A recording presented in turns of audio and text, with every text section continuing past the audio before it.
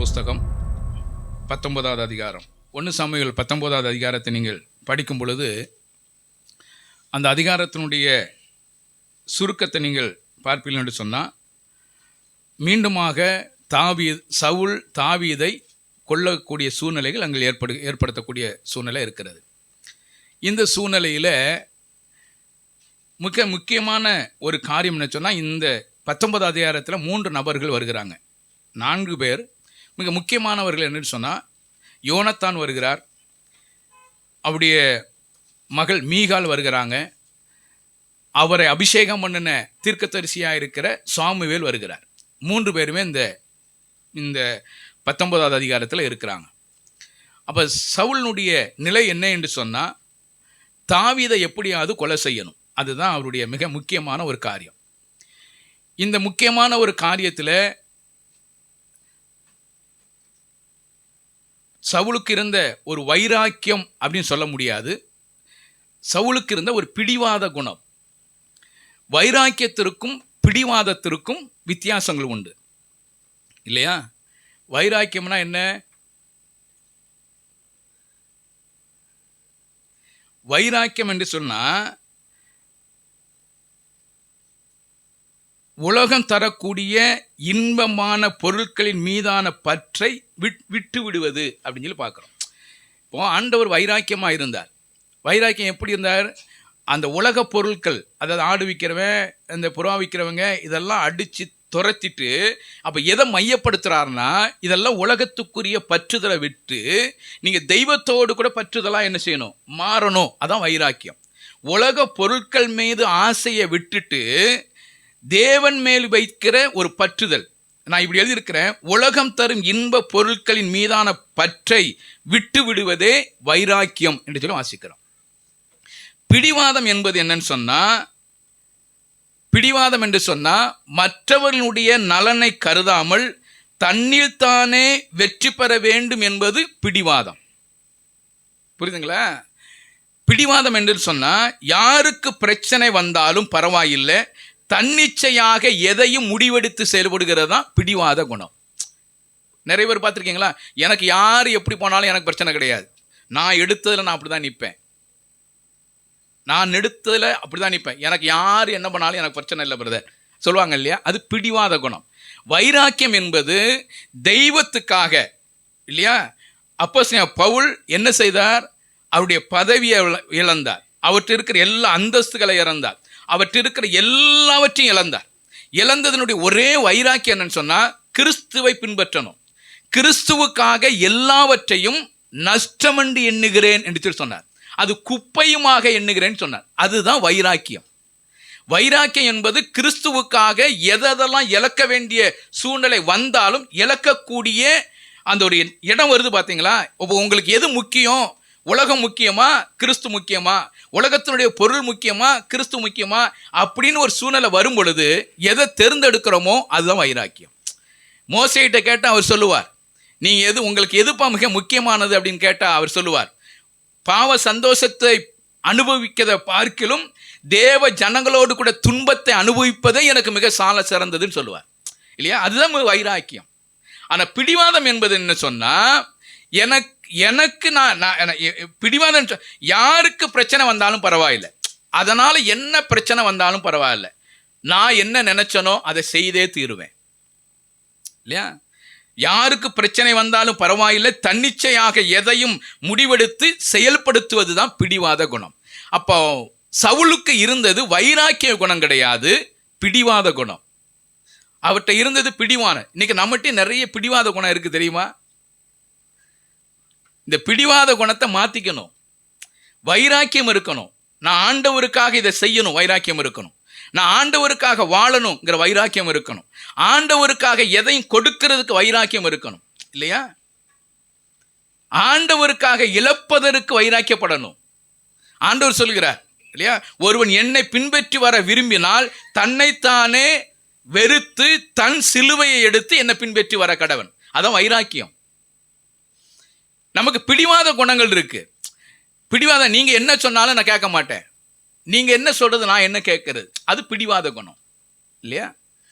அப்போ இங்கே சவுல்கிட்ட இருந்தது பிடிவாத குணம். இந்த பிடிவாத குணத்தினால அவர் 3 காரியத்தை செய்கிறார். ஒன்று, சொந்த மகனுடைய நண்பனை கொலை செய்வதற்கு திட்டமிடுகிறார். அது யாரும் செய்ய முடியுமா? யோசனை பண்ணி பாருங்க. தன்னுடைய மகனுடைய நண்பன் இல்லையா, தன்னுடைய மகன் யோனத்தான் தன் உயிரை போல நேசித்தார். தனக்கு உண்டான எல்லாவற்றையும் கொடுத்த யோனத்தான், தாவீதை மிகவும் அதிகமாக நேசித்த யோனத்தான். அப்ப சவுலுடைய மனசுல இருந்த என்ன தெரியுமா? உன் நண்பனா இருந்தாலும் பரவாயில்லை, யாரா இருந்தாலும் பரவாயில்ல, எனக்கு அவனுக்கு எதிராளி இல்லையா.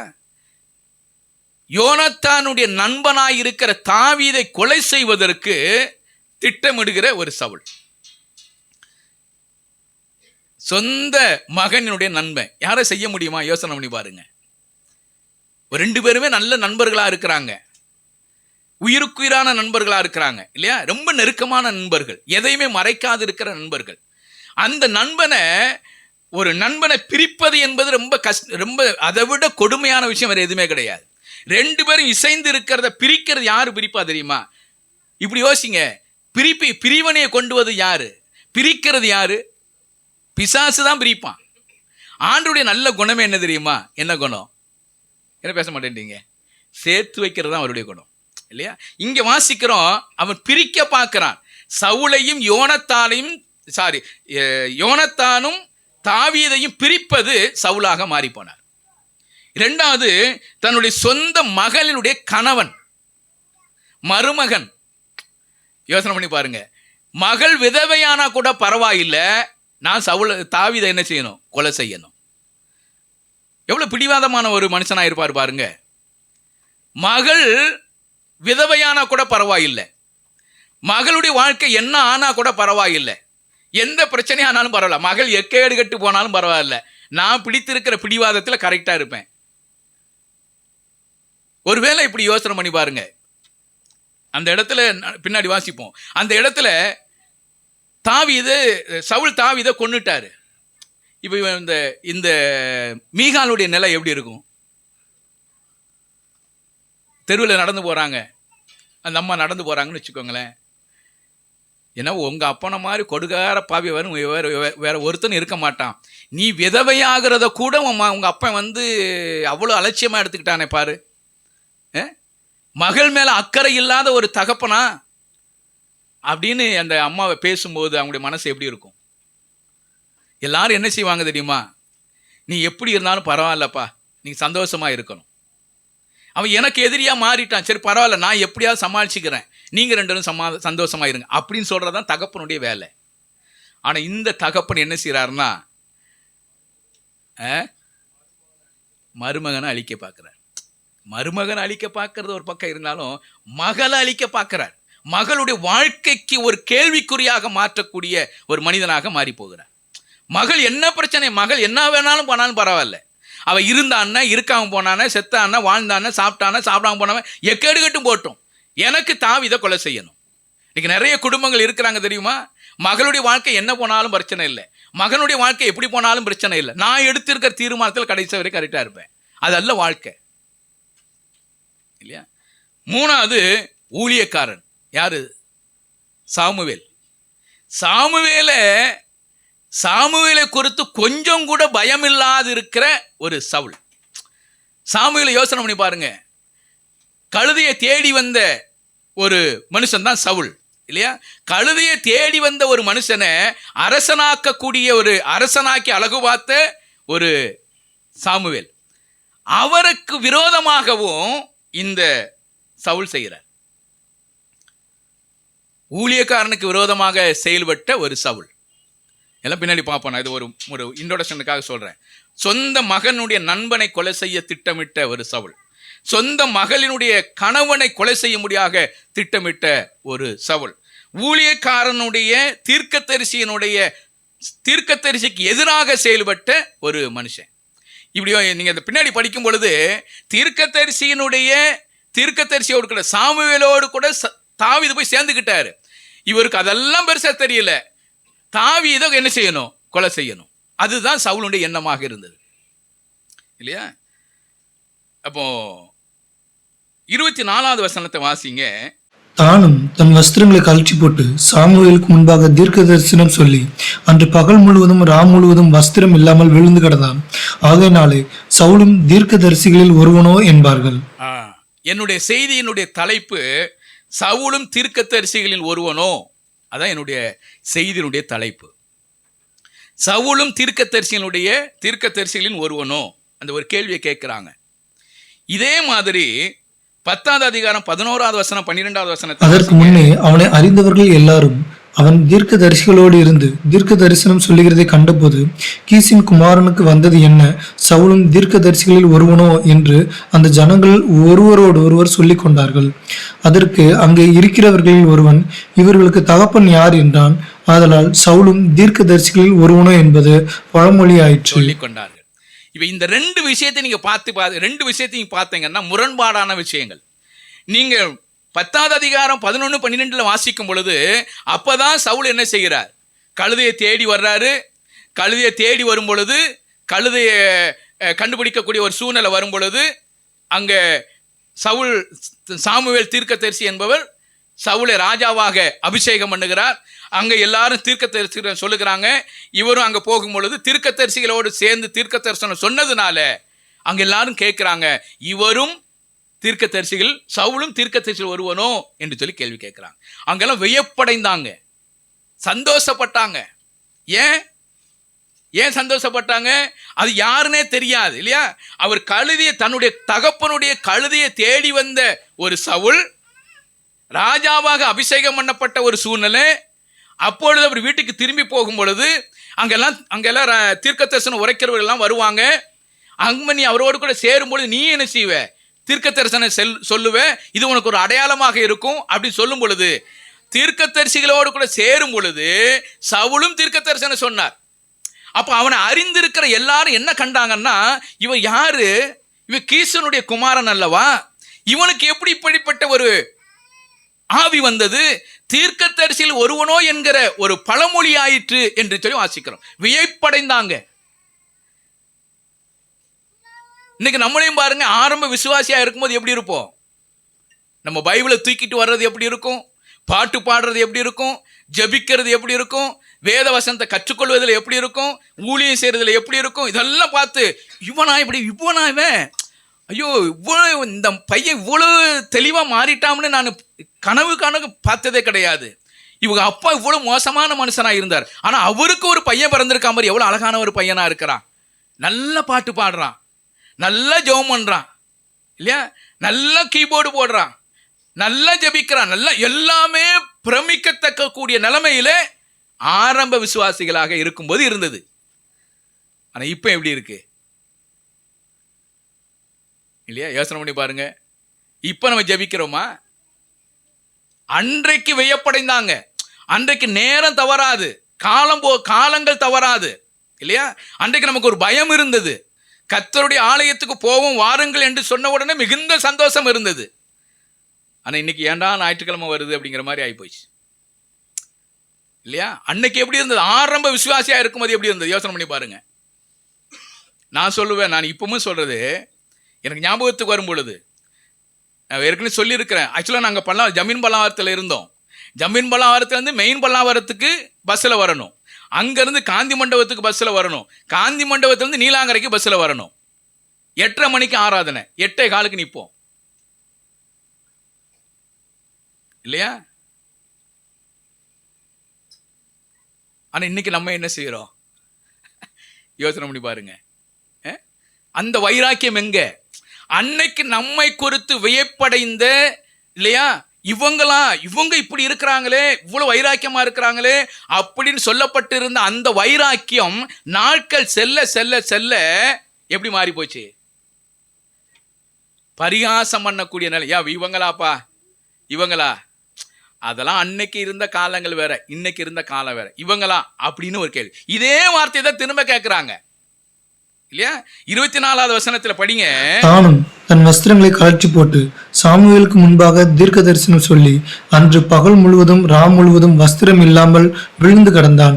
ஆகையினாலே சவுலும் தீர்க்க தரிசிகளில் ஒருவனோ என்பார்கள். ராம் முழுவதும் பகல் முழுவதும் எப்படி இருந்தாரு? வஸ்திரம் இல்லாமல் விழுந்து கிடந்த ஒரு சவுல். பரிகாசமாக ஆக்கப்பட்டிருந்த ஒரு சவுல். யோசனை பண்ணி பாருங்க. அப்ப ஆரம்ப காலத்துல வியப்படைந்தாங்க. ஆரம்பத்துல கீசினுடைய குமாரனுக்கா இப்படி நடந்தது? கீசினுடைய குமாரனா இவ்வளவு இப்படி தீர்க்கதரிசனம் சொல்லுகிறாரே அப்படின்னு எல்லாரும் வியப்படைந்தாங்க, சந்தோஷப்பட்டாங்க, ஆச்சரியப்பட்டாங்க இல்லையா? ரொம்ப ஆச்சரியமா இருந்தது. ஆனா நாட்கள் செல்ல செல்ல செல்ல அடுத்து ஒரு சூழ்நிலை, இதே சூழ்நிலை வருகிறது. இந்த சூழ்நிலையில அவரை குறித்து அதே கேள்வி கேட்கிறாங்க, பரியாசமா கேட்கிறாங்க. எப்படி கிடந்தாரு? ராம் முழுவதும் வஸ்திரம் இல்லாமல் விழுந்து அடைஞ்சார். ராம் முழுவதும் பகல் முழுவதும் வஸ்திரம் இல்லாமல் விழுந்து கிடந்த ஒரு மனுஷன். அப்பனா எப்படி பரியாசத்துக்கு இடமான ஒரு மனுஷனா மாறி போனார் இல்லையா? கிறிஸ்தவ வாழ்க்கை என்பது பரியாசத்துக்கு இடமாக மாறிடக்கூடாது. இவங்க இப்படிதான் இருப்பாங்க அப்படின்னு என்ன வந்துடக்கூடாது. என்னுடைய வைராக்கியமானது இல்லையா? என்னுடைய வைராக்கியம் ஆண்டவருக்காக வைராக்கியமாய் வாழ்ந்து பழகிக்கணும். எவ்வளவு நாட்கள் ஆனாலும் என்னுடைய வைராக்கியம் குறைஞ்சு போகக்கூடாது இல்லையா? நாட்கள் கடந்து போகும், அது கடந்து போனதுதான். நாட்கள் கடந்து போனாலும் கூட என்னுடைய வைராக்கியம் குறைஞ்சு போயிடக்கூடாது. நான் ஆரம்பத்தில் இருந்த அந்த வைராக்கியம், ஆரம்பத்தில் கர்த்தருக்காக செயல்பட்டு இருக்கிற வைராக்கியம், ஆரம்பத்தில் கர்த்தருக்காக கொடுத்திருக்கிற வைராக்கியம், எல்லா இடத்திலையுமே ஒரு இடம் கூட நம்முடைய வாழ்க்கையில் என்ன மாறக்கூடாது.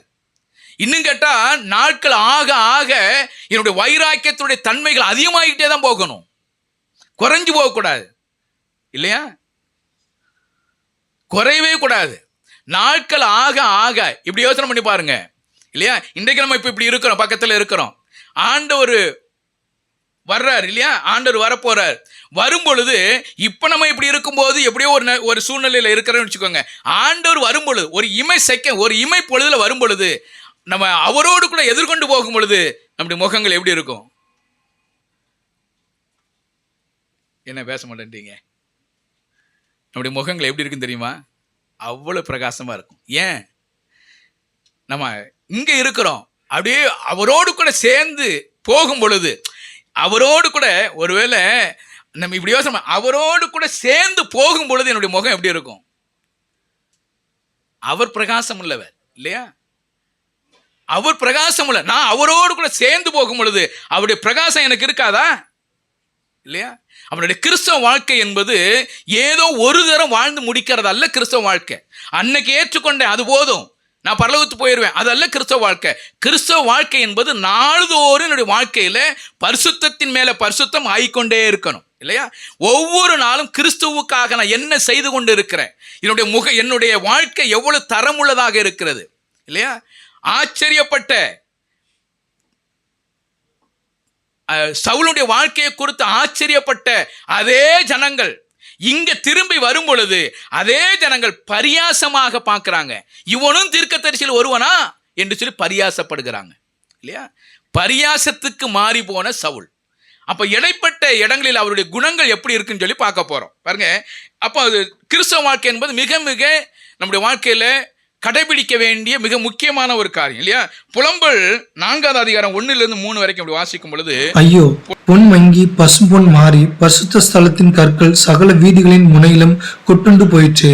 ஐயோ, தங்கத்துக்கு ஒப்பான விலையேற பெற்ற சீயோன் குமாரர் குயவனுடைய கைவேலையான மண் பாண்டங்களாய் எண்ணப்படுகிறார்களே. திமிங்கலங்கள் முதலாய் கொங்கைகளை நீட்டி தங்கள் குட்டிகளுக்கு பால் கொடுக்கும் என் ஜனமாகிய குமாரத்தையோ வனாந்தரத்தில் உள்ள தீக்குருவியை போல குரூரமாய் இருக்கிறாளே. குழந்தைகளின் நாவு தாகத்தால் மேல்வாயோட ஒட்டி கொண்டிருக்கிறது. பிள்ளைகள் அப்பம் கேட்கிறார்கள், அவர்களுக்கு கொடுப்பார் இல்லை. யோசனை பண்ணி பாருங்க, இஸ்ரவேல் ஜனங்கள் எப்படி இருந்தாங்களா? அவர் சொல்ற, பொன் மங்கி பசும்பொன் மாறி பரிசுத்த ஸ்தலத்தின் கற்கள் சகல வீதிகள் முனையிலும் கொட்டுண்டு போயிட்டு. அடுத்து சொல்றார், தங்கத்துக்கு ஒப்பான விலையேறப்பட்ட சீயோன் குமாரர் குயவனுடைய கைவேலையான மண்பாண்டங்களாக என்ன செய்யறாங்க, எண்ணப்படுறாங்க. அடுத்து சொல்றார், திமிங்கள் முதலாய் கொங்கைகளை நீட்டி தங்கள் குட்டிகளுக்கு பால் கொடுக்கும் என் ஜனமாகிய குமாரத்தியோ வனாந்தரத்தில் உள்ள தீக்குறியை போல குரூரமாயிருக்கிறார்களே என்று சொல்லி வாசிக்கிறோம். அப்போ இஸ்ரவேல் ஜனங்களை குறித்து சொல்லும் பொழுது அவங்களுடைய நிலை முன்னதாக எப்படி இருந்ததுன்னு சொன்னா, தங்கத்துக்கு ஒப்பான விலையேறப்பட்ட சீயோன் குமாரர். இப்ப அவங்க எப்படி இருக்காங்களா? குயவனுடைய கைவேலையாயிருக்கிற மண்பாண்டங்களாய் எண்ணப்படுகிறாங்க. அப்ப அவங்க எப்படி இருக்க வேண்டியவங்க இல்லையா? தங்கத்துக்கு ஒப்பான விலையேறப்பட்ட குமாரரா, சீயோன் குமாரர் தங்கத்துக்கு ஒப்பானவர்களா இருக்க வேண்டியவங்க இன்னைக்கு எப்படி மாறி போயிட்டாங்க இல்லையா? குயவனுடைய கைவேலையில் இருக்கிற மண்பாண்டங்களாக மாறி போனாங்க. அடுத்து வாசிக்கிறோம், திமிங்கல் முதலாய் கொங்கைகளை நீட்டி தங்கள் குட்டிகளுக்கு பால் கொடுக்கும் என் ஜனமாகிய குமாரத்தியோ வனாந்தரத்தில் உள்ள தீக்குருவியை போல குரூரமாய் இருக்கிறார்கள். யோசனை பண்ணி பாருங்க இல்லையா? அங்க திமிங்கலம் கூட தன்னுடைய குட்டிகளுக்கு என்ன செய்யுது? ஆகாரம் கொடுக்குது. ஆனா இவங்க எவ்வளவு வனாந்தரத்தில் இருக்கிற தீக்குருவியை போல மாறி போயிட்டாங்க. ஒண்ணுமே இல்லாத நிலைமைக்கு மாறி போனாங்க. அப்ப அதுக்கு காரணம் என்ன? யோசனை பண்ணி பாருங்க இல்லையா? ஆண்டவர் நம்மளை படைக்கும் பொழுது இல்லையா, வேதத்துல வாசிக்கிறோம், மனிதனை செம்மையானவனாகவே தேவன் என்ன செய்தார்? படைத்தார்.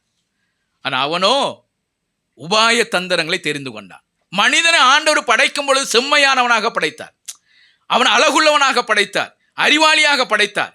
ஆனா காலங்கள் செல்லும் பொழுது அவன் எப்படி தன்னுடைய உபாய தந்திரங்களால் கெட்டு போனவனாக மாறி போயிட்டான். அப்ப இங்க வாசிக்கும் பொழுது தங்கத்துக்கோப்பான விலையேறப்பட்ட சீயோன் குமாரர்கள் அங்க குயவனுடைய கையில் இருக்கிற மண்பாண்டங்களுக்கு ஒப்பாக மாறி போனாங்க. அதுக்கு காரணம் என்ன இல்லையா? பாவம் என்கிற ஒரு காரணம். எனக்கு நான் தங்கத்துக்கு ஒப்பான விலையேறப்பட்ட சீயோன் குமாரரா மாறிட்டேன். ஆண்டவர் என் ஜனம் என்று சொல்லி எங்களை குறித்து மேன்மை பாராட்டுகிறார். எங்களுக்கு ஆண்டவர் இருக்கிறார், பிரமாணம் இருக்கிறது இல்லையா, பலிகள் இருக்கிறது, எல்லாம் இருக்கிறது. ஆகையினால உலகத்தில் இருக்கிற எல்லா ஜனங்களை பார்க்கலும் நாங்களே விசேஷித்தவர்கள் என்று நினைத்து கொண்டிருந்தாங்க. ஆனா வாழ்க்கை சரியில்லை. காலங்கள் போகும் பொழுது அவங்களுடைய நிலையை மாறி போயிடுச்சு இல்லையா? 1 தீமோத்தேயு 6வது அதிகாரம் 11வது வசனத்துல இப்படி வாசிக்கிறோம், நீயோ தேவனுடைய மனுஷனே, இவர்களை விட்டோடி நீதியும் தேவ பக்தியையும் விசுவாசத்தையும் அன்பையும் பொறுமையையும் சாந்த குணத்தையும் அடையும்படி நாடு. இல்லையா? அவசர நீயோ தேவனுடைய மனுஷனே, அழகா சொல்றாரு பாருங்க. நீயோ தேவனுடைய மனுஷனே, நீயோ தேவனுடைய மனுஷனே, இவர்களை விட்டோடி நீதியும் தேவ பக்தியையும் விசுவாசத்தையும் அன்பையும் பொறுமையையும் சாந்த குணத்தையும் அடையும்படி நாடு. நம்ம எதை நாடுறோம்? யோசனை பண்ணி பாருங்க. நம்ம யாரு தெரியுமா? நம்ம தேவனுடைய மனுஷன் இல்லையா? தேவனுடைய பிள்ளைகள். அவர் ஆரம்பிக்கும் பொழுதே இப்படிதான் ஆரம்பிக்கிறார், நீயோ தேவனுடைய மனுஷன் இல்லையா? நீயோ தேவனுடைய மனுஷன். ஆகையினால நீங்கள் எதை அடையும்படி நீங்க நாடிக்கொண்டு இருக்கிறீங்க? என்னுடைய கிறிஸ்தவ வாழ்க்கை முடிந்து போறது அல்ல. நாம் தேவனுடைய மனுஷங்க இல்லையா? நீயோ தேவனுடைய மனுஷன். அதை எப்போதுமே ஞாபகத்தில் வச்சுக்கொள்ளணும். நான் யாரு? தேவனுடைய மனுஷன். நான் யாரு? தேவனுடைய பிள்ளை இல்லையா? நான் தேவனுடைய பிள்ளைகளிடத்துல என்கிட்ட இருக்கிற குணங்கள், நான் எதை அடையும்படி நாடிக்கொண்டு இருக்கிறேன் இல்லையா? யோசிக்க வேண்டிய ஒரு காரியம். 2 ராஜாக்கள் புஸ்தகம் 4வது அதிகாரம் 9வது வசனத்துல இப்படி வாசிக்கிறோம். 2 ராஜாக்கள் 4:9. அவள் தன் புருஷனை நோக்கி, இதோ நம்மிடத்தில் எப்போதும் வந்து போகிற தேவனுடைய மனுஷனாகிய இவர் பரிசுத்தவான் என்று காண்கிறேன். தேவனுடைய மனுஷன் பரிசுத்தவான் என்று சொல்லி காண்கிறேன் இல்லையா? எலியா அந்த வீட்டுக்கு வர்றார்.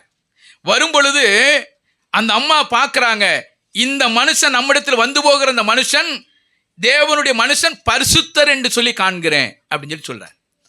அப்ப தேவனுடைய பிள்ளைகள் பார்க்கும் பொழுது அவர் பரிசுத்தவானாக பார்க்கிறார் இல்லையா? அந்த குடும்பத்துக்கு வந்து போகிற அந்த தேவனுடைய மனுஷனை பார்த்து அந்த அம்மா சொல்றாங்க, அவர் வீட்டுக்காரரை பார்த்து, இதோ இவர் வருகிறாரே, இவர் யாரு தெரியுமா? இவர் தேவனுடைய மனுஷன் பரிசுத்தர் என்று சொல்லி காண்கிறேன். நம்முடைய வாழ்க்கையில மாறாமல் இருக்கணும் இல்லையா? நம்ம ஒருவேளை நம்ம என்ன எனக்கு தெரியாம கூட இருக்கலாம். ஆனா என்ன ஒரு குடும்பம் பார்த்துக்கிட்டு இருக்கும், என்ன ஒரு நபர் பார்த்து கொண்டு இருப்பாங்க. அவங்களுடைய வாழ்க்கைக்கு நான் ஒரு நாளும் இடையூறாக மாறிடக்கூடாது இல்லையா? நம்ம என்ன யோசிக்கிறோம்? நம்மளை யாருமே பார்க்க மாட்டாங்கன்னு நினைக்கிறோம், நம்மளை யாரும் கவனிக்க மாட்டாங்கன்னு நினைக்கிறோம். நம்முடைய பேச்சை கவனிக்கிறாங்க இல்லையா? நாம் நடக்கிற நடைமுறைகளை கவனிக்கிற, எல்லாவற்றையும் கவனிக்கிறதுக்கு அதாவது நான் எப்படின்னா நம்மளை குற்றம் கண்டுபிடிக்கிறதுக்காக கவனிக்கிறதுக்கு அல்ல, நம்ம அவங்களுக்கு சாட்சியாக இருப்பதற்காக ஏதோ ஒரு விதத்தில் நம்மளை கவனிச்சு கொண்டு இருக்கிறாங்க. இதுல ஒரு இடத்துல நம்ம தவறிட்டோன்னு சொன்னா அவனுடைய வாழ்க்கை தவறி போயிடும். ஒருவேளை இந்த அம்மா சொல்றாங்க, இது நம்ம வீட்டுக்கு வந்து போகிற இந்த மனுஷன் தேவனுடைய மனுஷன் பரிசுத்தவான் என்று சொல்லி காண்கிறேன் அப்படின்னு அந்த அம்மாவை பார்க்கிற அந்த எலியாவை பார்க்கிறாருன்னு சொன்னா அவருடைய வாழ்க்கை எப்படி இருந்திருக்கும் இல்லையா? ஒரு வீட்டுக்கு போகும் பொழுது கூட அவர் பரிசுத்தம் உள்ளவனாக இருந்தார். எல்லா இடங்களிலும் பரிசுத்தம் இருக்கணும் இல்லையா? நெகேமியாவின் புஸ்தகம் 12வது அதிகாரம் 36வது வசனத்துல இப்படி வாசிக்கிறோம். தேவனுடைய மனுஷனாகிய தாவீதின் கீத வாத்தியங்களை வாசிக்கிற அவன் சகோதரன் செமாயா. போதும். தேவனுடைய மனுஷனாகிய தாவீதின் கீத வாக்கியங்களை வாசிக்கிற அவருடைய சகோதரர்கள் என்று வாசிக்கிறோம் இல்லையா? தேவனுடைய மனுஷனாகிய தாவீதின் கீத வாக்கியங்கள் அப்படின்னு வாசிக்கிறோம். அப்போ தேவனுடைய மனுஷனாகிய தாவீது பயன்படுத்தக்கூடிய இல்லையா, தேவனுடைய மனுஷனாகிய தாவீதினுடைய கீத வாத்தியங்களை வாசிக்கிற சகோதரர்கள் சொல்லி கீழே வாசிக்கிறோம். அப்படியே யோசனை பண்ணி பாருங்க, அவங்க எல்லாம் தேவனுடைய மனுஷனாகிய தாவீதினுடைய கீத வாத்தியங்களை வாசிப்பதற்கு அவங்க தேறினவனாக இருந்தாங்க. அப்பனா தாவீது எந்த அளவுக்கு அவங்களுக்கு முன்னாடி சாட்சி உள்ளவர்களாக இருந்திருப்பாங்க இல்லையா? யோசிக்க வேண்டும். நம்ம தேவனுடைய பிள்ளைகள் நம்மளை பரிகாசத்துக்கு ஒரு நாள் இடம் கொடுத்துடக்கூடாது. இவங்க ஒரு கிறிஸ்தவனா அப்படிங்கிற இடத்துக்கு பரிகாசத்துக்கு இடம் கொடுத்துடக்கூடாது இல்லையா? ஒரே வார்த்தை தான், சவுலும் தீர்க்கதரிசியில் ஒருவனா, ஒரே வார்த்தை தான். அந்த ஒரு வார்த்தை 2 இடத்துல எப்படி பயன்படுது பாருங்க. இங்க பார்க்கும் பொழுது எல்லாம் ஆச்சரியப்படுறாங்க, சவுலும் தீர்க்கதரிசியில் ஒருவனோ எடுத்து ஆச்சரியப்படுறாங்க. அடுத்து 19வது இடத்துக்கு வரும் பொழுது சவுலும் தீர்க்கதரிசியில் ஒருவனோ, இவனும் தீர்க்கதரிசியில் ஒருவனோ. ஒரே வார்த்தை 2 இடத்துல எப்படி மாறுது பாத்தீங்களா? நம்மளை குறித்து என்ன செய்யணும்? ஒரே வார்த்தையாவே இருக்கணும், மாறக்கூடாது. அவங்களா அப்படின்னு கேட்டாலே எப்படி போயிடுது வச்சிருப்பேன். அவங்களா இப்படி யோசிங்களேன். ரோலண்டா அப்படின்னு ஒரு ஆச்சரியமாக கேட்குறேன்னு வச்சுக்கோங்களேன். கொஞ்ச நாள் கழிச்சு ரோலண்டா அப்படின்னா எப்படி இருக்கும்? வித்தியாசப்படுறதா இல்லையா?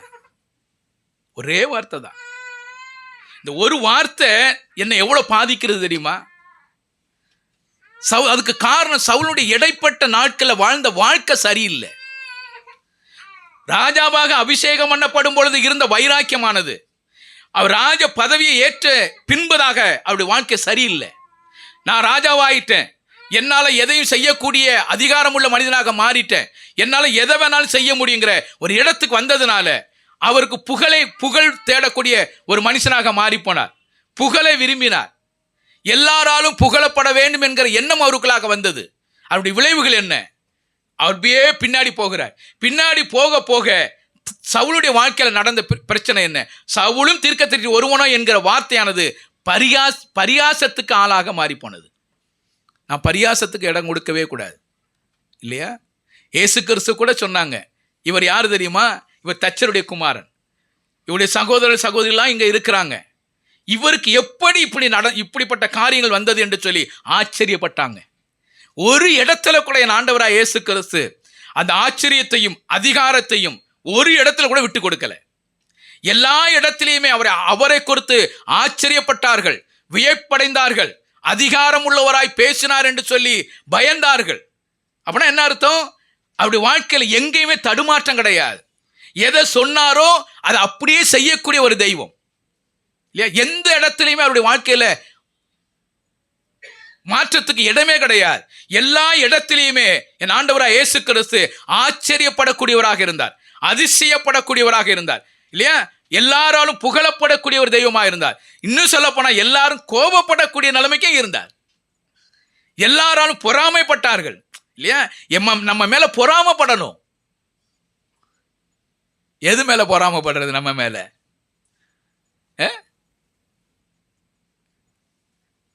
எப்படி இவங்க மட்டும் நல்ல எப்படி இவ்வளவு வசனத்தை நல்ல மனப்பாடம் வச்சிருக்கிறாங்க? பொறாமைப்படுங்க, நீங்க வசனத்தை படிக்கலாம் இல்லையா? எப்படி இவங்க எதை கேட்டாலும் டக் டக்குன்னு பதில் சொல்றாங்களே அப்படின்னு ஒரு பொறாமைப்படுங்க இல்லையா? பொறாமைப்படணும். நான் என்ன சொன்னா, ட்ரெஸ்ஸை குறித்தோ அழகை குறித்தோ மற்ற காரியங்களை குறித்தெல்லாம் பொறாமைப்படக்கூடாது. எப்படி இவ்வளோ தூரத்துல இருந்து கரெக்டாக 9 மணிக்கு வர்றாங்க, நம்ம ஏன் வர முடியல? பொறாமைப்படுங்க. நீங்க அடுத்து சரி பண்ணிக்கலாம். நம்ம அதெல்லாம் பார்க்கறது கிடையாது. அந்த பொறாமைலாம் நமக்கு வர்றது கிடையாது. எந்த பொறாமை தான் வருது? உலகத்துக்குண்டான பொறாமைகள் நிறைய நம்முடைய வாழ்க்கையில் வருது. அதுதான் நமக்கு பிரச்சனைக்கே காரணம் இல்லையா? அப்ப இங்க வாசிக்கும் பொழுது ஆண்டவராக இயேசு கிறிஸ்துனுடைய வாழ்க்கையில் நடந்த எல்லா இடங்களையும் பாருங்க. அப்படிதான் வேதத்தில் வாசிக்கிறேன், அவர் மேல் பொறாமை கொண்டார்கள் என்று வாசிக்கிறோம்.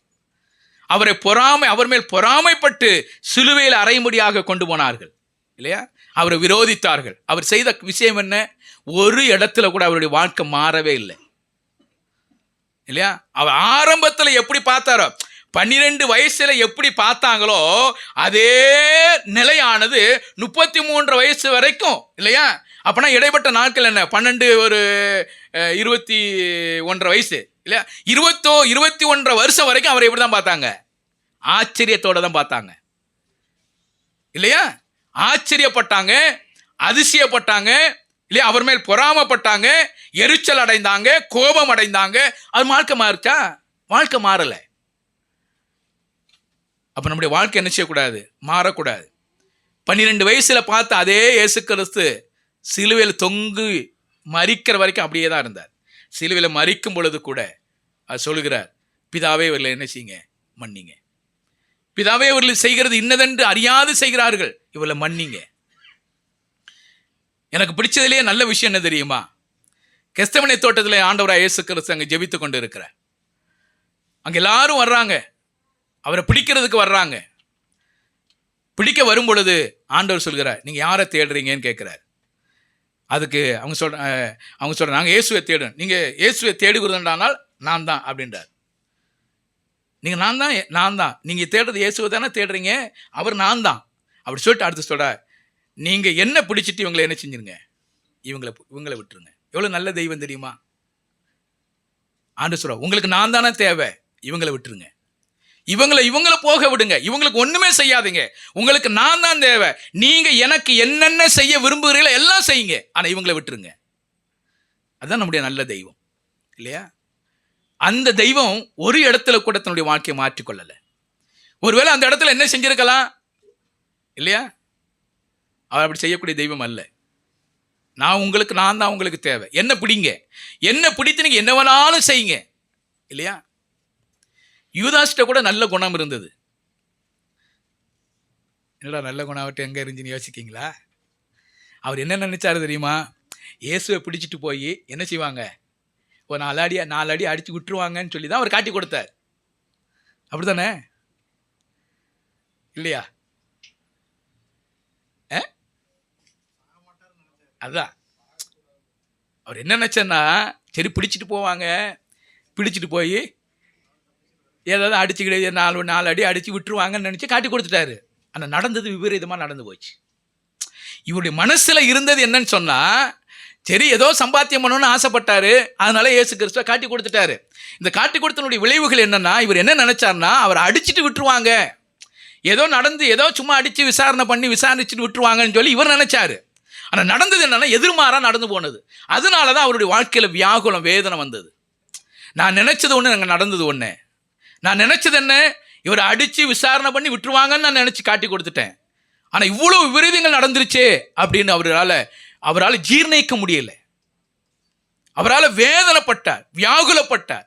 நான் இருப்பதை விட என்னை படைத்த என் ஆண்டவராக இயேசு கிறிஸ்துவை காட்டி கொடுத்த ஒரு பாவத்திற்காக நான் இருப்பதை விட சாவதே மேல் என்பதை தெரிந்து கொண்டு மரித்து போனார் இல்லையா? அது ஒரு வைராக்கியம். நான் கேட்டால் அது வைராக்கியம். அது என் ஆண்டவருக்காக நான் என்ன செஞ்சிருக்கிறேன் இல்லையா? ஒண்ணுமே செய்யல, அவரை காட்டி கொடுத்துட்டேனே, நான் இருந்து என்ன பிரயோஜனம்? நம்ம ஆண்டவருக்கா வைராக்கியமா இருக்கணும் இல்லையா? பிடிவாத குணம் இருக்கக்கூடாது, வைராக்கியம் இருக்கணும். அப்ப இங்க வாசிக்கும் பொழுது தேவனுடைய மனுஷனாகிய தாவீதினுடைய கீத வாத்தியங்களை வாசிப்பதற்கு ஒரு கூட்டமே என்ன செய்யுது? எழும்பினதாக வாசிக்கிறோம். அப்ப தேவனுடைய மனுஷன் இல்லையா? தேவனுடைய மனுஷன் என்னைக்குமே தேவனுடைய மனுஷனாகவே இருக்கணும், வாழ்க்கை மாறிடக்கூடாது.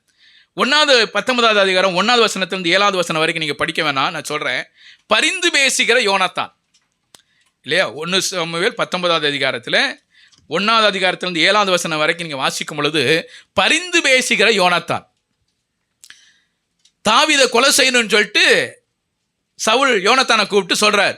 ஏப்பா 2வது வசனத்தில், சவுலின் குமாரனாகிய யோனாத்தானோ தாவீதின் மேல் மிகவும் பிரியமாயிருந்தான். அதனால் யோனாத்தான் தாவீதுக்கு அதை அறிவித்து, என் தகப்பனாகிய சவுல் உம்மை கொன்று போட வகை தேடுகிறார். இப்போதும் நாளை காலமே நீர் எச்சரிக்கையாயிருந்து மறைவான இடத்தில் ஒளித்து கொண்டிரும் என்று சொல்லி சொல்கிறார். எங்கள் அப்பா உன்னை கொலை செய்ய போறாரு, எப்படியா என்ன செஞ்சிரு, தப்பிச்சுக்கோ அப்படின்னு சொல்றார். ஆனா நடந்தது என்ன நீங்க பாருங்க, 7வது வசனத்துல, பின்பு யோனத்தான் தாவீதை அழைத்து அந்த வார்த்தைகளை எல்லாம் அவனுக்கு அறிவித்து அவனை சவுல் அண்டையிலே கூட்டிக் கொண்டு போய் விட்டான். அப்படியே அவன் முன்போலவே அவனுடைய சமூகத்தில் இருந்தான். யோனத்தான் தாவீதுட்ட சவுல்கிட்ட சொல்லி சமாதானப்படுத்துற. எப்படி சொல்றாரு பாருங்க, 4வது வசனம் 5வது வசனத்தை வாசிங்க.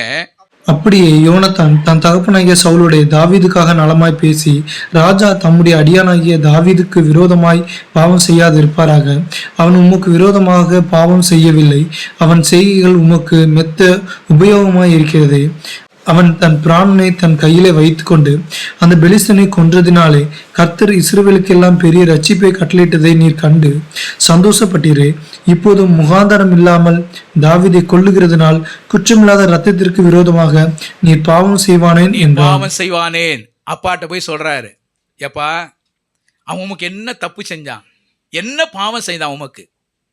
ஆனா பெலிஸ்தனை அது வசனத்தை 5வது வசனத்துல, அவன் தன் பிராணனை தன் கையிலே வைத்துக்கொண்டு அந்த பெலிஸ்தனை கொன்றதுனாலே கர்த்தர் இஸ்ரவேலுக்கெல்லாம் பெரிய ரட்சிப்பை கட்டளையிட்டதை நீர் கண்டு சந்தோஷப்பட்டீரே. அப்பாட்ட போய் சொல்றாரு யோனத்தான், அவரை ஏன் நீங்க கொலை செய்ய பாக்குறீங்க?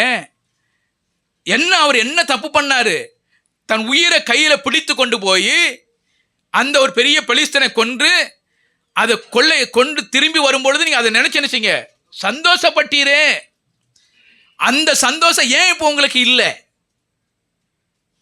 அப்படி என்ன அதை தீங்கு செய்தார் இல்லையா? அரசோட குற்றமில்லாத இரத்தத்துக்கு நீர் விரோதமாக பாவம், அவன் என்ன குற்றம் செய்தார்? உமக்கு விரோதமாக என்ன குற்றம் செய்தார் இல்லையா? இப்படிதான் ஒரு பெரிய ஒரு அடுக்கே அடுக்கிறார். 4வது வசனத்தில் 5வது வசனத்தில், நீங்க பாவம் செய்யாம இருங்க டாடி, நீங்க பாவம் செய்யாதீங்க. ஏன்னா அவர் உமக்கு என்ன செய்யல, ஒரு குற்றமும் செய்யல. அவர் அந்த பெலிஸ்தனை கொண்டு வரும்போது நீங்க சந்தோஷப்பட்டீங்க, இஸ்ரவேலுக்கு பெரிய ரட்சிப்பு கிடைத்தது, எல்லாம் சந்தோஷப்பட்டாங்க. நீங்க ஏன் குற்றமில்லாத இரத்தத்தை சிந்தி நீங்க ஏன் பாவம் செய்வானே?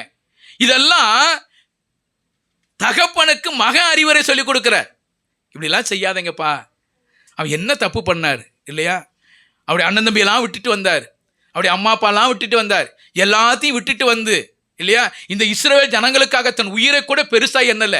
தன் உயிரை பெருசா எண்ணாதபடி தன் உயிரை தன் கையில பிடித்து கொண்டு, ஒருவேளை இப்படி யோசனை பண்ணி பாருங்க, அந்த பெலிஸ்தன் இவரை கொண்டு இருந்தானா என்ன நடந்திருக்குண்டாடி? ஆனா அங்க என்ன நடந்துச்சு? இந்த தாவீது அந்த பெலிஸ்தனை கொன்றதுனால இஸ்ரவேல் எல்லாரும் சந்தோஷப்பட்டாங்க, நீங்களும் சந்தோஷப்பட்டீங்க. அப்படி என்ன உமக்கு விரோதமாக பாவம் செஞ்சாரு?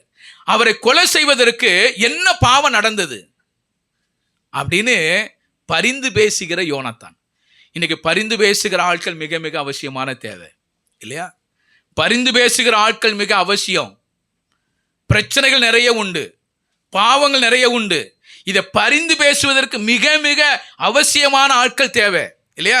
ஒரு விஷயத்தை பேசாது இருக்கிற பொழுது மனம் திரும்ப முடியாது, பேசினா மட்டும்தான் மனம் திரும்ப முடியும் இல்லையா?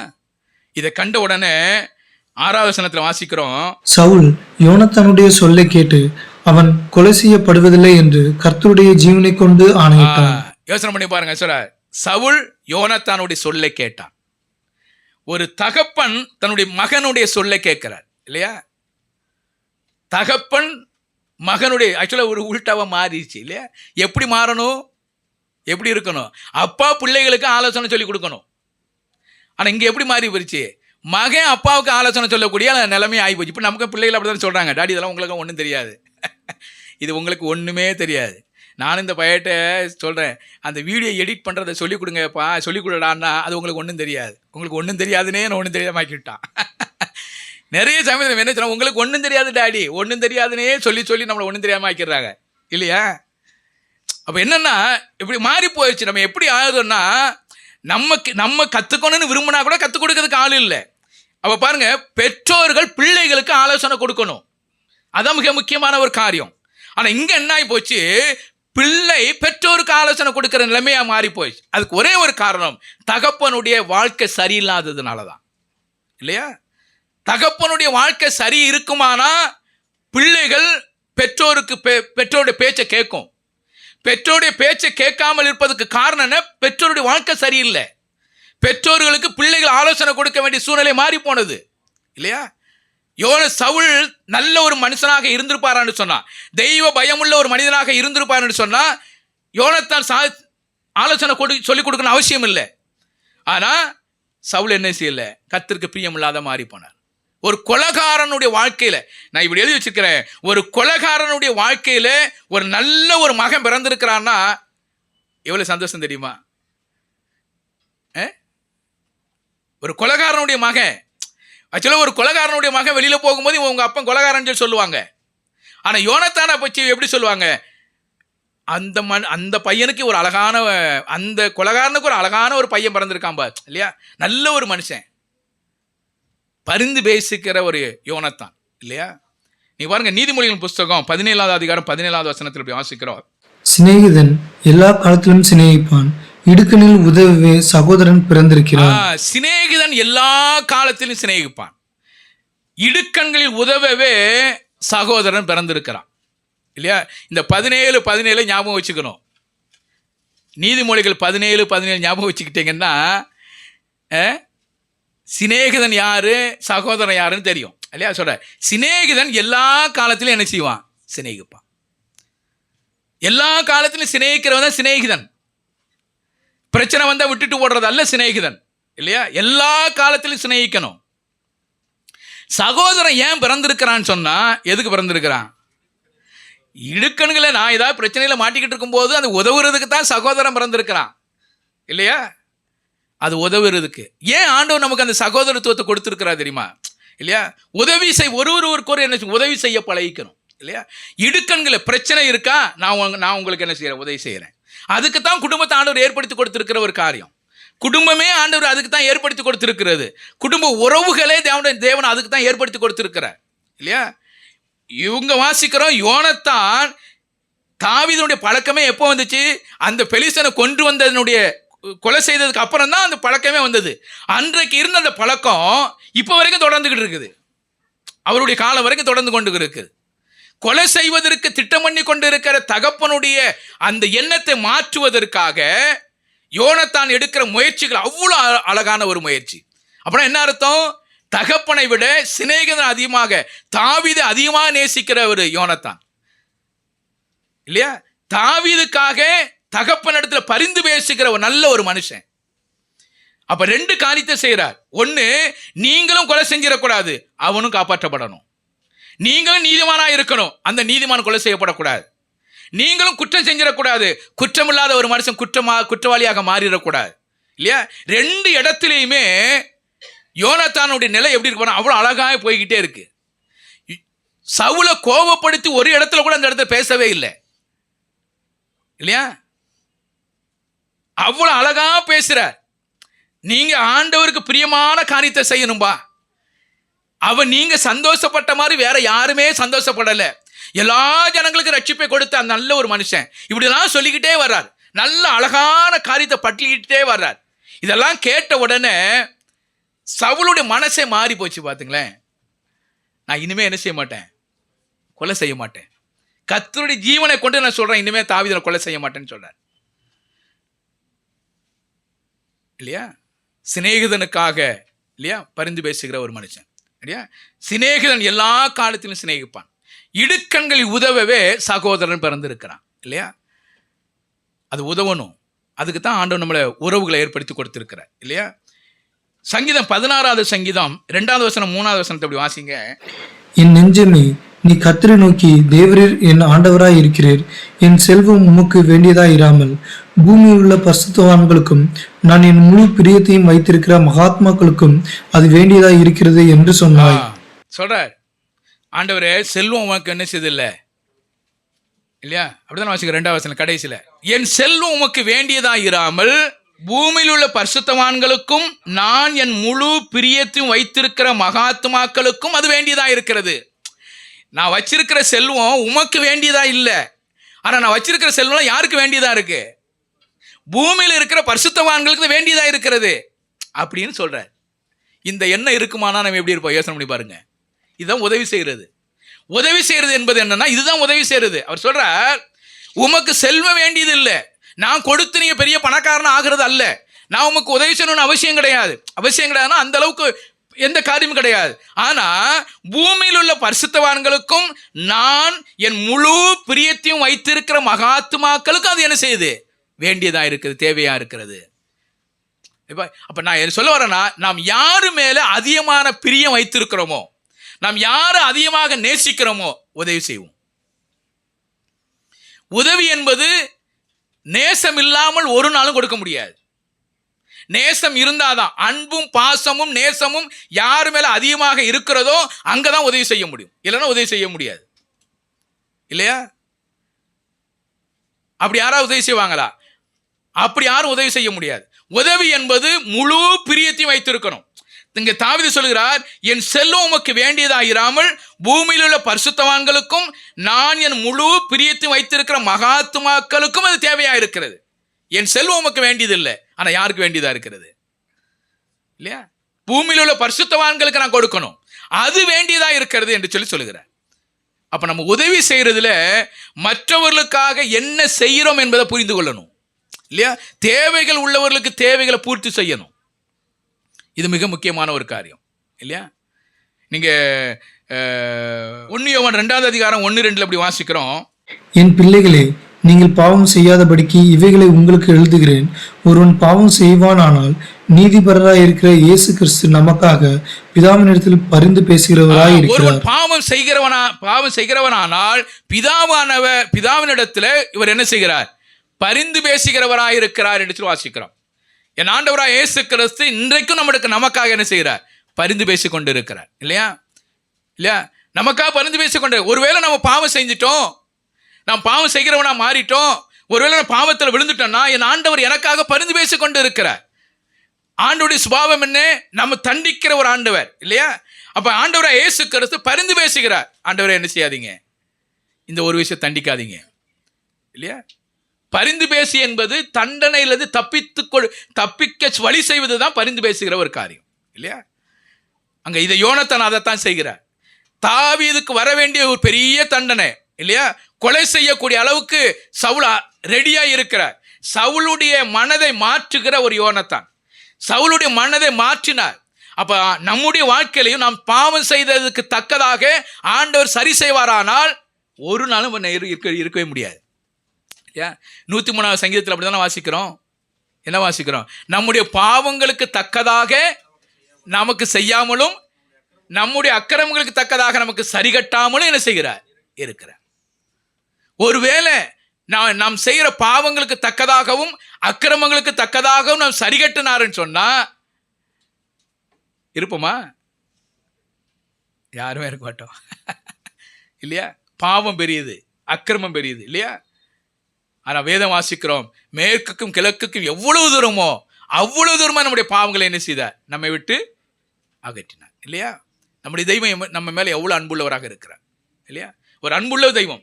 நம்முடைய பாவத்துக்காக நாம் பாவம் செய்யும் பொழுது, ஒருவேளை நம்ம பாவம் செய்துட்டோம், தெரிஞ்சோ தெரியாம செய்துட்டாலும் கூட, தேவ கோபாக்கினிலிருந்து தேவனிடத்திலிருந்து வரக்கூடிய தண்டனையிலிருந்து தப்பித்துக் கொள்வதற்காக என் ஆண்டவராய் இயேசு கிறிஸ்து உங்களுக்காக எனக்காக என்ன செய்கிறார்? பரிந்து பேசிக் கொண்டு இருக்கிறார். நான் ஆண்டவர் பரிந்து பேசுகிறதுனால நான் பாவம் செய்யலாங்கிறதுக்காக அல்ல. ஒருவேளை நீங்க பாவம் செஞ்சிட்டீங்கன்னா அவர் பரிந்து பேசுகிறார். இல்லையா? நமக்கு அவர் ஒரு என் ஆண்டவராய் இயேசு கிறிஸ்து நமக்கு ஒரு பாவம் செய்வதற்கு ஒரு அடிஸ்தானமாக இல்லை. எனக்கு என் ஆண்டவரை எப்போதும் எனக்கு பரிந்து பேசிக்கிட்டே இருப்பாரு, நான் பாவம் செஞ்சாலும் பரிந்து பேசுவார் அப்படின்னு பாவம் செஞ்சுக்கிட்டதுக்காக அல்ல. ஒருவேளை நீங்க செஞ்சுட்டீங்கன்னா, ஒருவேளை தேவன் உங்க மேல கோவப்பட்டாருன்னு சொன்னா ஆண்டவர் என்ன செய்வார்? பரிந்து பேசுகிறார். இல்லையா? அப்ப பரிந்து பேசுகிற ஒரு யோனத்தான் நம்முடைய கிறிஸ்தவ வாழ்க்கையில பரிந்து பேசுகிற மிக மிக அவசியமான ஒரு காரியம். அது பரிந்து பேசு மிக ஆரோக்கியமான ஒரு காரியம். இல்லையா? ஏன்னா இணைக்கிற ஒரு காரியம். பரிந்து பேசுவது என்பது பேச்சோட நிற்பது அல்ல, அது இணைத்து வைக்கிற ஒரு காரியம். இல்லையா? குமாரன் நம்முடைய ஆண்டவராய் இயேசு கிறிஸ்து நம்மையும் பிதாவையும் என்ன செய்தார்? இணைத்து வைத்தார். என்னுடைய பாவத்துக்குண்டான எல்லா காரியத்தையும் அவர் தன்மேல ஏற்றுக்கொண்டு என்ன செய்ய இணைத்து வைத்தார். இணைப்பது என்பது தேவனுடைய சுபாவம். இல்லையா? இணைப்பது என்பது தேவனுடைய சுபாவம். அவர் ஒரு நாளும் பிரித்து வைக்கிற தெய்வம் அல்ல. அப்போ அதே போலதான் யோனத்தான் தாவீதையும் சவுலையும் இணைத்து பார்க்க வேண்டும் என்பது யோனத்தானுடைய மனநிலை இல்லையா? வாசிக்கும் பொழுது வாசிங்க 19வது அதிகாரம் 7வது வசனம். பின்பு யோனத்தான் தாவீதை அழைத்து அந்த வார்த்தைகள் எல்லாம் அவனுக்கு அறிவித்து அவனை சவுல் அண்டையிலே கூட்டி கொண்டு போய் விட்டான். அப்படியே அவன் முன் போலவே அவனுடைய சமூகத்தில் இருந்தான். முன் போலவே சவுல் தாவீது சவுல் அண்டையில என்ன செய்யறார்? உட்கார்ந்து. அப்படிதான் வாசிக்கிறோம். அப்படியே அவன் முன் போலவே அவனுடைய சமூகத்தில் இருந்தான். எவ்வளவு சந்தோஷமான ஒரு காரியம் தெரியுமா? தாவீதை கொண்டு வந்து எங்க உட்கார வச்சாச்சு? சவுல் பக்கத்துல உட்கார வச்சாச்சு. இப்போ சவுலுக்கு எவ்வளவு சந்தோஷம் இருந்திருக்கும், தாவீதுக்கு எவ்வளவு சந்தோஷம் இருந்திருக்கும், யோனத்தானுடைய வாழ்க்கையில் எவ்வளவு சந்தோஷம் இருந்திருக்கும் இல்லையா? சவுலுக்கு சந்தோஷம் இருந்ததோ இல்லையோ, யோனத்தானுக்கு எவ்வளவு சந்தோஷம் இருந்திருக்கும், தாவீதுக்கு எவ்வளவு சந்தோஷமா இருந்திருக்கும். பின்னாடி ஒரு விஷயத்துல பின்ன துரத்துறாரு, அது ஒரு பக்கம் வரும், அது பின்னாடி வேற காரியம் பார்ப்போம். ஆனா இங்க வாசிக்கும் பொழுது என்ன செய்யறார்? சவுலும் தாவீதும் ஒரே இடத்துல உட்கார்ந்து இருக்கிறாங்க. இதுதான் பரிந்து பேசுகிற ஒரு காரியம். இணைத்து வைப்பது இல்லையா? இணைத்து வைப்பது தான் பரிந்து பேசுகிற ஒரு காரியம். நம்முடைய கிறிஸ்தவ வாழ்க்கையில் எப்படி இருக்கிறோம் இல்லையா? நிறைய காரியங்கள் இருக்குது. இதோட நான் முடிச்சிடுறேன். அப்போ யோனத்தானுடைய பரிந்து பேசுதல் மிக மிக அவசியமான ஒரு காரியம். நானும் ஒரு யோனத்தானை போல இருக்கணும் இல்லையா? யாருக்கு எப்படினாலும் நடந்துட்டு போட்டு நமக்கு என்ன அப்படிங்கிறது அல்ல. கிறிஸ்தவ வாழ்க்கை என்பது ஒருவரை ஒருவர் சார்ந்து இருக்கிற ஒரு வாழ்க்கை, ஒருவருக்காக ஒருவர் பரிந்து பேசுகிற ஒரு வாழ்க்கை இல்லையா? ஒருவேளை நான் இப்படி யோசிக்கிறேன், தாவீதை கொலை செஞ்சுட்டு போனா என்ன, இப்போ என்ன நடந்து போச்சு? சவுல் தாவீதை கொலை செஞ்சா கொலை செஞ்சுட்டு போட்டு இப்போ என்ன நடந்து போச்சு? என்ன என்ன நடக்க போகுது இல்லையா? அப்ப யோசனை பண்ணி பாருங்க, ஒரு விஷயத்தை செய்வதற்கு தேவன் எப்படி பயன்படுத்துறாரு பார்த்தீங்களா? ஏன்னா தாவீதோடு கூட ஆண்டவர் உடன்படிக்கை பண்ணியிருக்கிறார் இல்லையா? தாவீதுடைய சந்ததி ஒரு நாள் என்ன செய்யாது, அற்று போகாது, நிலைநிற்க செய்வேன் என்று சில ஆண்டவர் வாக்குத்தத்தம் கொடுத்திருக்கிறார் இல்லையா? ஒரு நாளும் தாவீதுடைய சந்ததியில ஆண்டவர் இயேசு கிறிஸ்து வரணும், தாவீதுடைய சந்ததியில இயேசு கிறிஸ்து பிறக்கணும். அதற்கு ஒரு நாளும் தாவீது என்ன செய்ய மாட்டார், விட மாட்டார். அப்ப தாவீதை கொலை செய்யப்படக்கூடாது என்பது தேவனுடைய திட்டம். அதுக்கு யாரை பயன்படுத்துறாரு பாருங்க, வெளியில இருக்கிறவனெல்லாம் பயன்படுத்தல ஆண்டவர். உள்ளுக்குள்ள இருந்தே ஒருத்தனை என்ன செய்கிறார், ஆண்டவர் எழுப்புகிறார் இல்லையா? உள்ள இருந்தே எழுப்புகிறார் இல்லையா?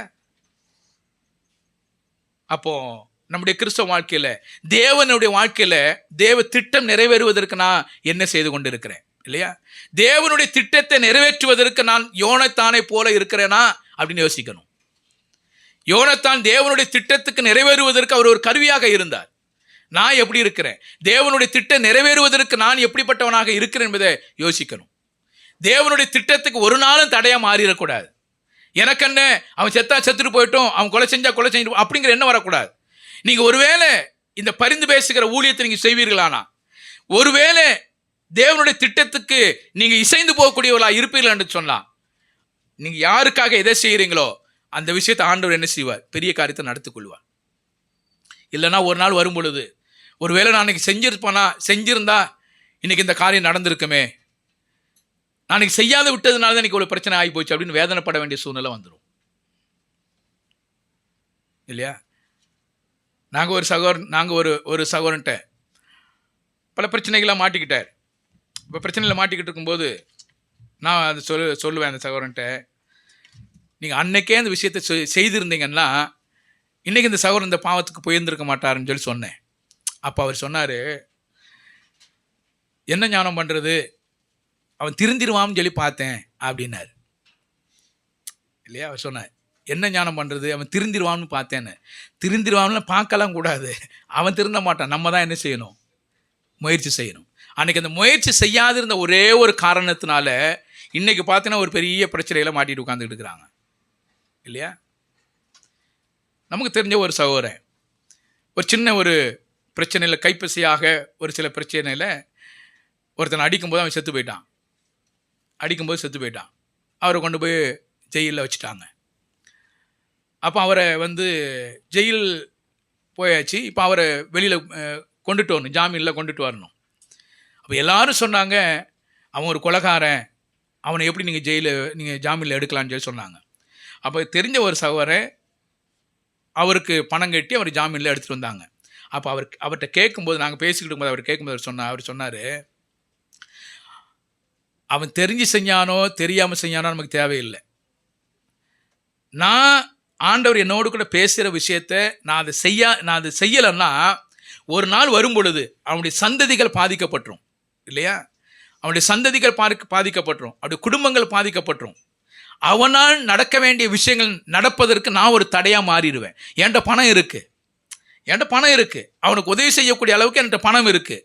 என்கிட்ட பணம் இருந்து நான் செய்யலைன்னா அதற்குண்டான கணக்கு நான் கொடுக்கணும் இல்லையா? அப்போ விசாரித்து வரும் பொழுது அவன் அந்த செத்து போனவன் பயங்கர குடிகாரன். அன்னைக்கு ஏதோ ஒரு விஷயத்தில் இருக்கும்போது கோபப்பட்டு ஒரு அடித்ததுனால அவன் சாகலை. ஆனால் ஓவர் குடியாகி மழையில் நனைஞ்சி இருந்ததுனால அதனுடைய விஷயமாக செத்து போயிட்டார். கடைசியில் ஆஸ்பத்திரியில் போஸ்ட்மார்ட்டம்லாம் வந்து அறிக்கை என்ன வந்துச்சுன்னா, அவர் அடித்ததில் சாகலை, அவர் ஆல்ரெடி என்ன செஞ்சிட்டாரு, இந்த மாதிரி குடிச்சு ஓவர் தண்ணி அடித்து இதனால மழை பெஞ்சதுனால அதனால அவர் இறந்து போனாருன்னு சொல்லி டாக்டர் வந்து சர்டிஃபிகேட் கொடுத்தாங்க. ஒருவேளை அவர் ஜாமீனில் எடுக்காமல் இருந்துச்சுன்னா என்ன நடந்திருக்கும் யோசனை பண்ணி பாருங்கள். ஒரு கொலைகாரனாகவே என்ன செஞ்சுருப்பாங்க, பார்த்துருப்பாங்க. அதான உண்மை. அப்போ நம்மகிட்ட இருந்து நான் பரிந்து பேச வேண்டிய விஷயங்களை பரிந்து பேசாது இருப்போமானா இல்லையா, செய்ய வேண்டிய வேலைகளை நான் செய்யாது இருப்போமானா மற்றவர்கள் பாதிப்பு உண்டாகிறதுக்கு நான் ஒரு காரணமாக மாறிடுவேன் இல்லையா? அதனால் உண்மையாக இருக்க பழகிக்கணும். தேவனுடைய திட்டத்தின்படி தேவனுடைய திட்டம் நிறைவேறுவதற்கு நான் ஒரு கருவியாக இருக்கிறேனா? யோனத்தான் அதற்கு ஒரு கருவியாக இருந்தார் இல்லையா? வரக்கூடிய நாட்களில் மீதமுள்ள காரியத்தை சிந்திப்போம். அதை நமக்கு உதவி செய்வாராக. நம் ஜெபம் செய்வோம். மகா உன்னதங்களில் வாசம் பண்ணுகிற எங்கள் அன்பின் ஆண்டவரே, மகத்துவமானவரே, நாங்கள் துதிக்கிறோம், சோத்திக்கிறோம். இந்த 19வது அதிகாரத்தை நாங்கள் சிந்திக்கும் பொழுது சவுல் தாவீதை கொலை செய்ய வேண்டும் என்று சொல்லி திட்டம் பண்ணுகிறார். ஆனால் யோனத்தான் தாவீதுக்காக தன் தகப்பனிடத்தில் பரிந்து பேசுகிறவராக இருக்கிறார். பரிந்து பேசி ஆண்டவரே கொலை செய்ய வேண்டும் என்ற இந்த தாவீதினுடைய மனநிலை மாறி தாவீதும் யோனத்தானும் ஒன்றாக இருக்கிறதாக நாங்கள் வேதத்தில் வாசித்தோம். எல்லோரும் ஆச்சரியமான ஒரு காரியம். ஆண்டவரே, பரிந்து பேசுகிற ஒரு யோனத்தானாக இருக்கிறதே போல நாங்களும் பரிந்து பேசுகிற ஒரு யோனத்தானாக இருக்கிறோமா, மற்றவர்களுக்காக நாங்கள் நன்மை செய்யக்கூடியவர்களாக இருக்கிறோமா என்பதை குறித்து எங்களோடு கூட பேசினதற்காக நன்றி செலுத்துகிறோம். உங்களுடைய வல்லமையுள்ள கரம் இம்மட்டுமாக இருந்ததற்காக நன்றி செலுத்துகிறோம். உங்களுடைய கிருபை உங்களுடைய ஆளுகையும் இருந்து வழிநடத்தி வந்ததற்காக நன்றி செலுத்துகிறோம். எங்களுடைய வாழ்க்கையில் நாங்கள் என்னென்ன காரியத்துக்கு நாங்கள் உண்மையுள்ளவர்களாக இருக்கிறோம் என்பதை குறித்து ஆண்டவரே நீர் எங்களோடு கூட பேசி உங்களுடைய நாமத்தை நீர் மகிமைப்படுத்திக் கொள்ள முடியாக உங்களுடைய சமூகத்தில் ஒப்புக் கொடுக்கிறோம். நீர் அப்படி செய்ய போகிற காரியங்களுக்காக நன்றி செலுத்துகிறோம். வந்த பிள்ளைகளுக்காக நன்றி செலுத்துகிறோம். சிறு பிள்ளைகள், பெரியோர்கள், வாலிபர்கள், ஒவ்வொரு குடும்பங்களையும் நீர் ஆஸ்வதித்து பாதுகாத்து வழி நடத்த முடியாக உங்களுடைய சமூகத்தில் ஒப்புக் கொடுக்கிறோம். பிரசவத்துக்காக காத்திருக்கிற பிள்ளைகளுக்கு வேண்டிய கிருபைகளை தாரும் ஆண்டவரே. தாயும் செய்யுமாய் பிரித்தெடுத்து ஏற்ற வழியில் ஆண்டவரே பிள்ளைகளை நீ பிரித்தெடுத்து உங்களுடைய நாமத்தை நீர் மகிமைப்படுத்திக் கொள்ள முடியாக நம்முடைய சமூகத்தில் ஒப்புக் கொடுக்கிறோம். ஆண்டவரே, இப்பொழுது நாங்கள் புறப்பட்டு நாங்கள் திருச்சி செல்ல வேண்டும். வேண்டிய கிருபைகளை தந்தள்ளும். போதுமான பாதுகாப்பை கொடுத்து கவனமாய் செல்வதற்கு ஆண்டவர் தம்மை இரக்கம் பாராட்டி வழி நடத்த முடியாக நம்முடைய சமூகத்தில் ஒப்புக் கொடுக்கிறோம். உங்களுடைய வல்லமைகளை கரமைகளோடு கூட இருக்கட்டும். ஆண்டவரே, வந்திருக்கிற பிள்ளைகள் ஒவ்வொருவரையும் நீர் ஆஸ்வதித்து உங்களுடைய நாமத்தை நீர் மகிமைப்படுத்திக் கொள்ளும். அப்படி செய்ய போகிற எல்லா காரியங்களுக்கும் நன்றி செலுத்தி நீரை வழிநடத்த முடியாக கர்த்தர் மிக புரட்சகரமாக இருக்கிற கர்த்தராக இயேசு கிறிஸ்து மூலமாக ஜெபத்தை எடுக்கிறோம் எங்கள் ஜீவனுள்ள நல்ல பிதாவே, ஆமென். என் ஆத்துமாவே கர்த்தரே ஸ்தோத்திரி, என் முழு உள்ளமே பரிசுத்த நாமத்தை ஸ்தோத்திரி. என் ஆத்துமாவே கர்த்தரே ஸ்தோத்திரி, கர்த்தர் செய்த சகல உபகாரங்களையும் மறவாதே. ஆமென்.